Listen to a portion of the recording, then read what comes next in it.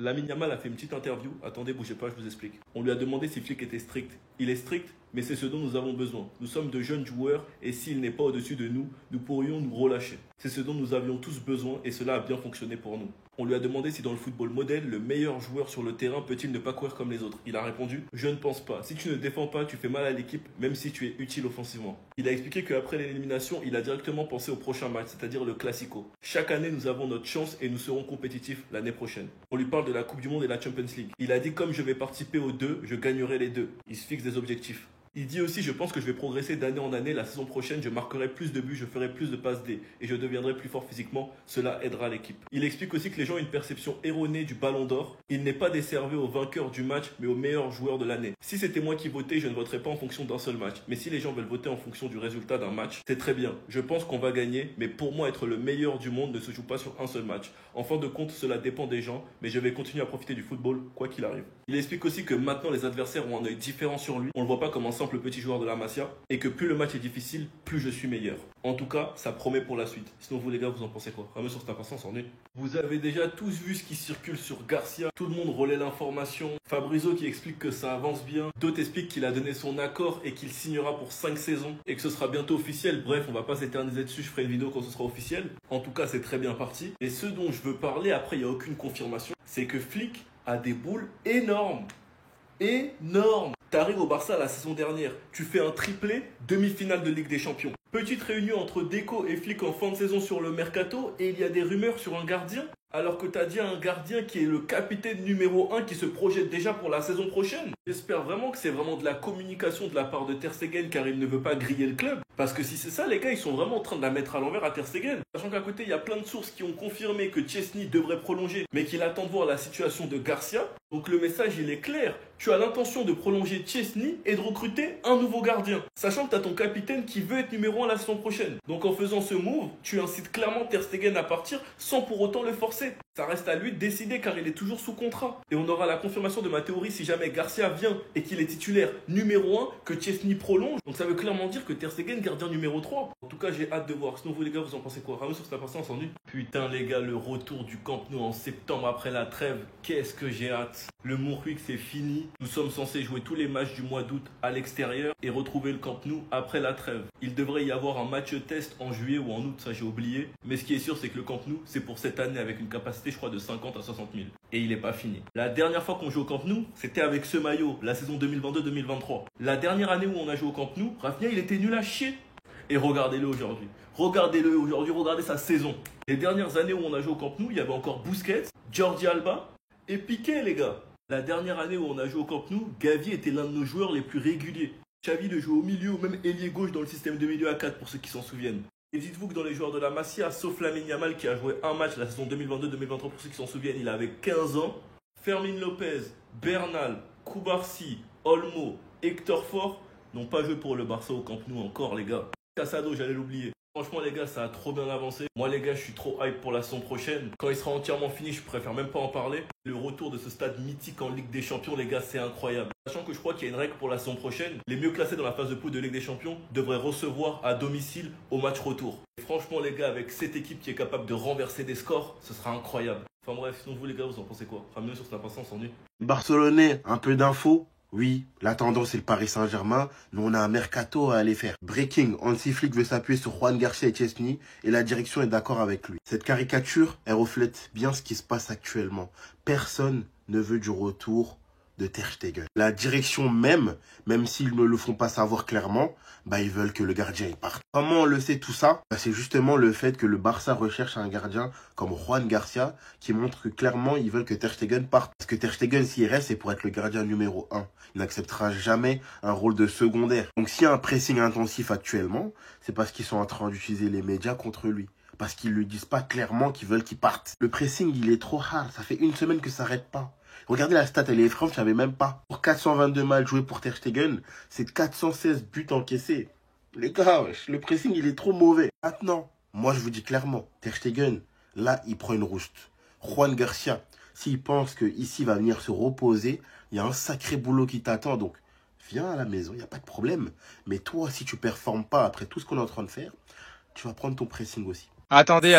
Alors oui, Luis Diaz, c'est la priorité du Barça, et plus particulièrement la priorité de Deco. Mais rassurez-vous, le Barça ne payera pas 85 millions. Tout investissement de Barcelone pour Luis Diaz se fera dans le respect de la situation économique du club. Le club a une vision claire de la situation et ne versera pas de sommes trop importantes. Avec tout le respect que j'ai pour Luis Diaz, encore heureux. Je l'ai répété à plusieurs reprises, mais mettre 85 millions d'euros sur un seul joueur, ça sert à rien. Renforcer le poste d'ailier gauche pour la saison prochaine, c'est une priorité. Sur ce point-là, on est tous d'accord et on l'a remarqué au cours de la saison. Et quand j'entendais que le Barça devait payer 85 millions d'euros pour Luis Diaz, je me disais que honnêtement sur le marché on pouvait trouver plus intéressant. Maintenant si on peut l'avoir à un prix plus raisonnable, je prends. Parce qu'après tout, faut pas oublier que Luis Diaz ça reste quand même un très bon joueur. Avec Liverpool il sort d'une bonne saison. Et en plus on sait tous que son rêve c'est de jouer au Barça. D'après les rumeurs il a refusé de prolonger. Il souhaite quitter Liverpool cet été. D'après Fernando Polo il aurait refusé une offre de l'Arabie Saoudite. Et il aurait fait comprendre à son agent que lui il voulait aller au Barça. Sans parler du fait qu'il y a quelques jours sa femme a mis un post sur Instagram. Et ça ressemblait énormément à des adieux. Et si je me trompe pas, je crois que lui aussi avait mis un truc du genre. Bref en tout cas n'hésitez pas à me donner vos avis dans les commentaires. Et moi je lirai tout ça. Les joueurs barcelonais, apprenez à être humbles. Depuis la signature du jeune défenseur Dean Huijsen au Real Madrid, faut voir comment les joueurs barcelonais se foutent de lui.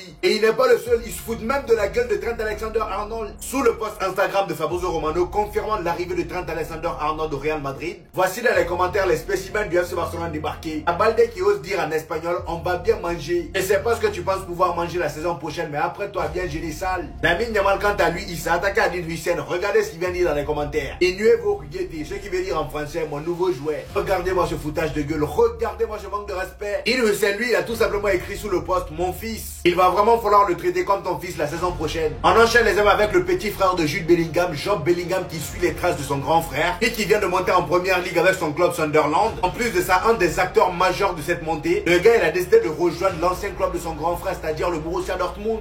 Très bon choix cela dit. Il part dans une équipe très jeune où il aura le temps de se développer. En plus de ça, c'est un club qui a bien réussi à son grand frère. Au vu de son style de jeu, je m'inquiète pas pour lui parce qu'il a à peu près le même style de jeu que Jude Bellingham. Enfin une recrue. Enfin, une presque recrue. Tutée par Fabrizio Romano. Here we go soon. Ça fait plaisir. Franchement, je commençais à ne plus y croire du tout. Mais voilà. C'est bientôt une recrue du FC Barcelone. Maintenant, tout commence à s'éclaircir. Juan Garcia, il vient pour être le gardien numéro 1. On parlerait de Chesney en tant que gardien numéro 2. Même si je comprends pas pourquoi, vu qu'il va rester seulement un an en plus au club, ils te font un gardien sur la durée. Et Ter Stegen, relégué à la dernière place, se verrait dans l'obligation de se trouver une porte de sortie. Et c'est même mieux pour lui, parce que rester au Barça et ne même pas être deuxième gardien, franchement, je serais parti, mais très loin. Est-ce que je commence à refaire confiance à Deco? Je ne sais pas. Mais il l'a dit hier en conférence, nous sommes concentrés sur la prolongation des contrats, maintenant nous pouvons discuter des recrues. Il est important pour nous de sécuriser nos meilleurs joueurs pour ne pas être en panique sur le mercato. Cherchons à faire 2, 3, peut-être 4 recrues. Faut pas me dire ça Deco, je vais monter en hype très vite. Là, Juan Garcia, on va dire que c'est presque fait. Maintenant, j'attends 2 recrues supplémentaires.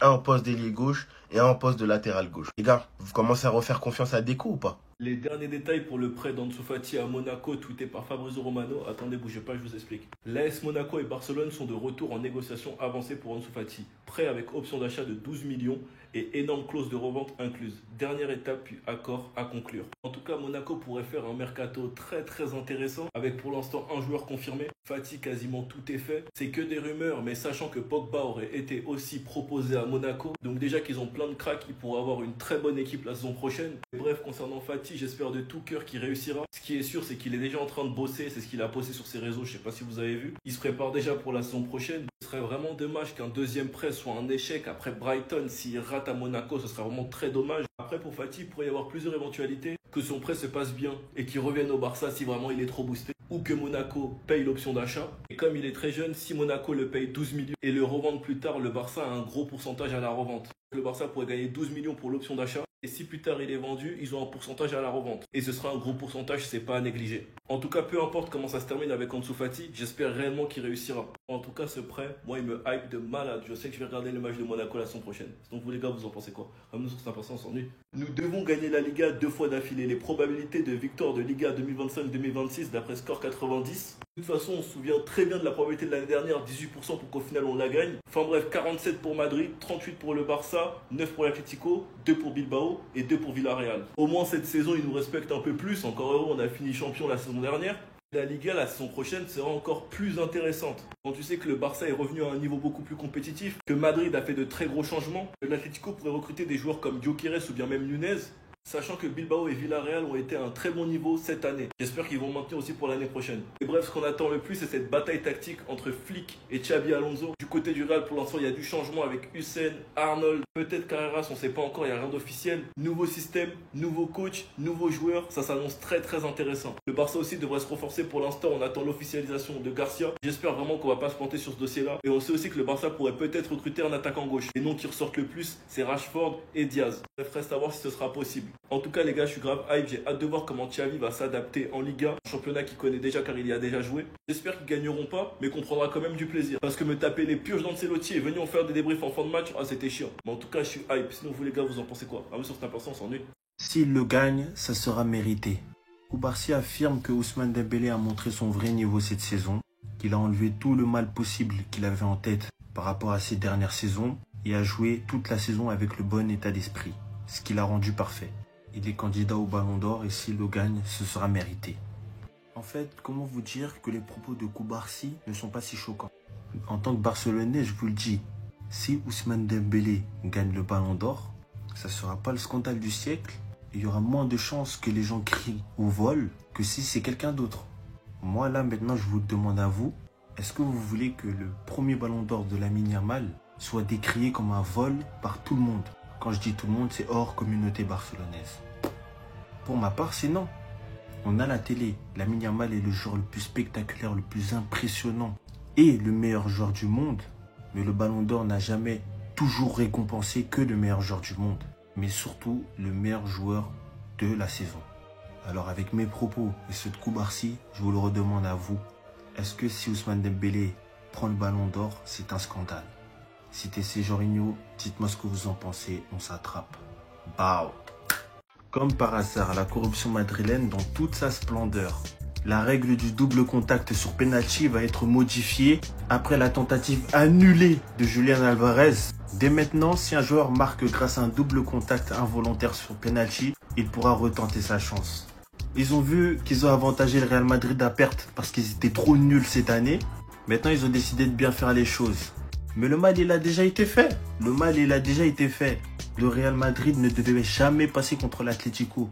J'en reste persuadé. Ils étaient trop nuls cette année. Et il y a un passage de cette nouvelle règle que vous ne savez pas encore. C'est que la nouvelle règle va être annulée si c'est contre le Real. Si c'est contre le Real, je vous assure que cette règle, elle n'existera plus.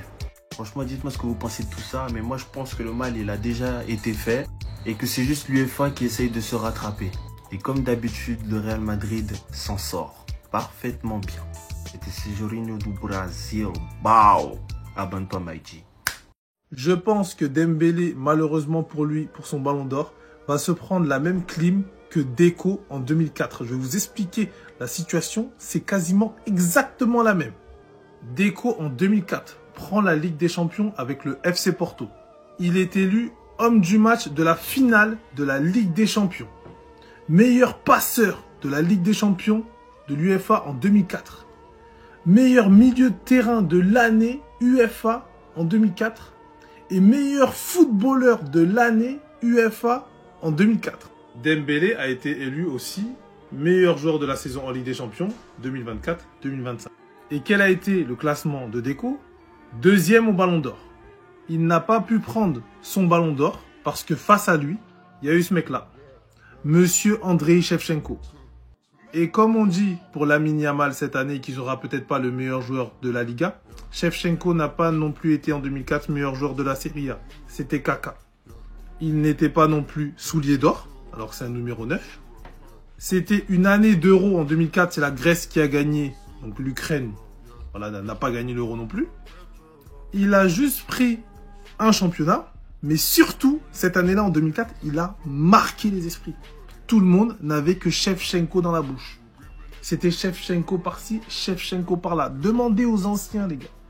Donc c'est pour ça que quand on vous dit que ce n'est pas les titres individuels et collectifs qui forcément récompensent le Ballon d'Or, mais plus l'impact que tu as sur le monde du football à ce moment-là, ça priorise tout, en fait, ça domine tout, ça écrase tout. Il y a eu tellement d'exemples, mais je pense que celui-là est le plus marquant et le plus parlant.